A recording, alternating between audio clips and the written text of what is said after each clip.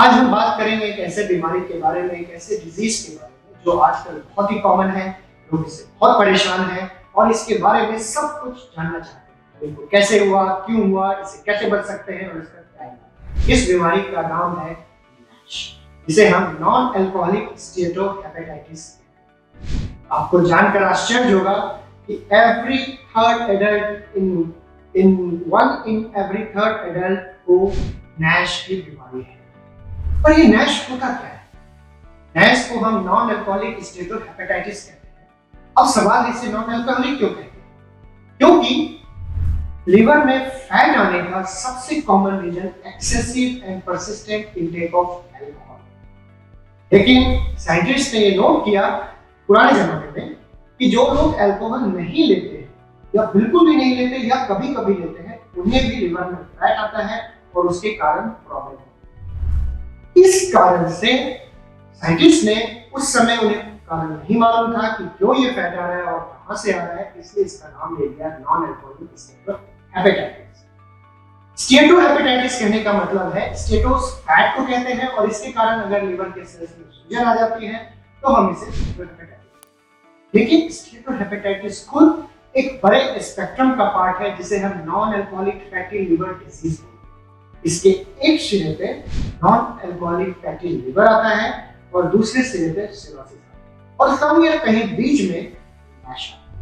तो ये NASH होता क्यों? जैसा कि नाम खुद ही बता रहा है, नॉन अल्कोहलिक है और इसके कई अदर दूसरे कारण हैं, जैसे कि एक्सेसिव फैट के बॉडी में दूसरे रीजन्स का होना, कि अगर आपका वजन काफी है, ओबेसिटी है, डायबिटीज है, ब्लड प्रेशर है, शरीर में लिपिड की मात्रा ज्यादा है, कोलेस्ट्रॉल या ट्राइग्लिसराइड्स ज्यादा हो गए, तो ये लिवर में ब्रेक होने लगते हैं और लिवर को डैमेज करते हैं। यही मेन कारण है लिवर में फैट आने का, जो शुरू में फैटी लिवर करता है, फिर फैटी लिवर डिजीज करता है, फिर NASH करता है और वहीं फिर सिरोसिस होता है। अगर आपके शरीर लिवर में 5% तक फैट है और उसके कारण लिवर में कोई डैमेज नहीं हुआ है, तो उसे हम नॉन अल्कोहलिक फैटी लिवर बोलते हैं, नहीं बोलते ये फैट हार्मलेस है, ये इससे आपके लिवर को कोई प्रॉब्लम नहीं हो रही है, जैसा कि आपके अल्ट्रासाउंड में भी नॉन अल्कोहलिक फैटी लिवर की रिपोर्टें आती है। इससे परेशान होने की जरूरत नहीं है, लेकिन ये एक इंडिकेशन जरूर है कि आपको प्रिकॉशन लेना है। मैं आगे वीडियो में बताऊंगा कि आपको ऐसे कौन से प्रिकॉशंस लेने चाहिए जिससे आपको आगे ये डिजीज प्रोग्रेस नहीं। प्रोग्रेशन से एक बात जानना जरूरी है कि NASH कैसे आगे बढ़कर सिरोसिस हो जाता है। तो जब शरीर में लिवर में फैट बढ़ गया है, उसमें सूजन आ गई है, तो सेल डेथ होने लगती है। ये सेल डेथ रीजेनरेशन से फिर से सेल से रिप्लेस होती है, लेकिन लंबे टाइम तक ये इंजरी अगर परसिस्टेंट रहती है, फैट का आना जारी रहता है, ये अगर नहीं कम किया जा रहा है फैट को, तो ये जो रीजेनरेशन का प्रोसेस है ये डिफेक्टिव हो जाता है, डैमेज हो जाता है और लिवर में स्कारिंग टिश्यू पे जमाव शुरू हो जाता है, जिसे हम फाइब्रोसिस कहते हैं। फाइब्रोसिस F0 से F4 तक मेजर किया जाता है। F4 लास्ट स्टेज है जिसे हम सिरोसिस।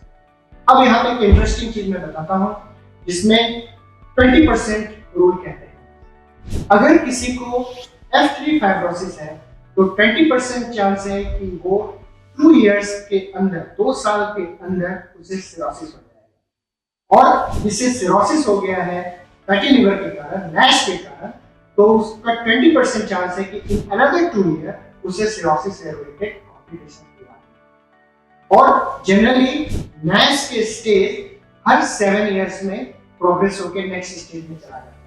लेकिन अगर आपकी F0 फाइब्रोसिस है तो F1 नेक्स्ट 7 इयर्स में, F1 से F2 भी नेक्स्ट 7 इयर्स में। लेकिन ध्यान रहे, ऐसा कोई बहुत ही हार्ड एंड फास्ट रूल नहीं है कि 7वें से 8वें साल नहीं हो सकता, पर मोटा मोटी हर 7वें साल में NASH के एक स्टेज प्रोग्रेस हो जाती है।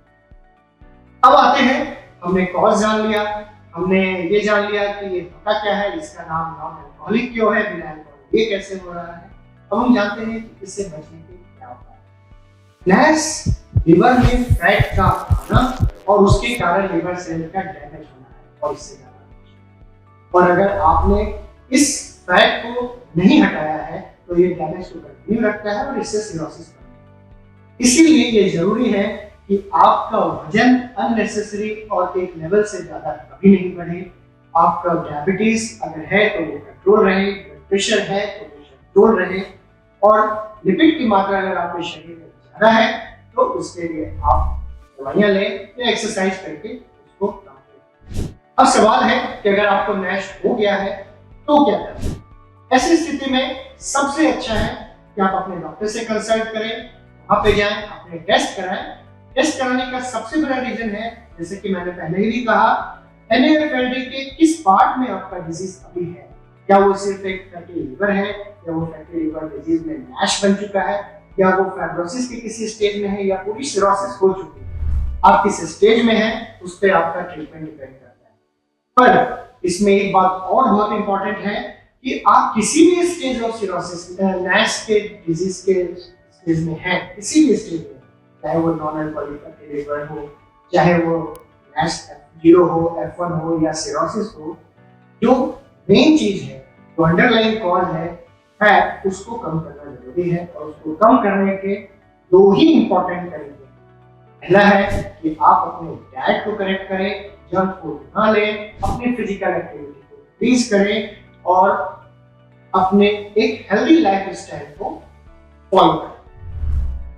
कुछ मेडिसिन हैं जिनको नैश के लिए प्रिस्क्राइब किया जाता है, लेकिन हमें समझना जरूरी है कि किसी भी मेडिसिन का नैश के इंप्रूवमेंट पे 100% इफेक्ट अभी तक नहीं दिखा गया है।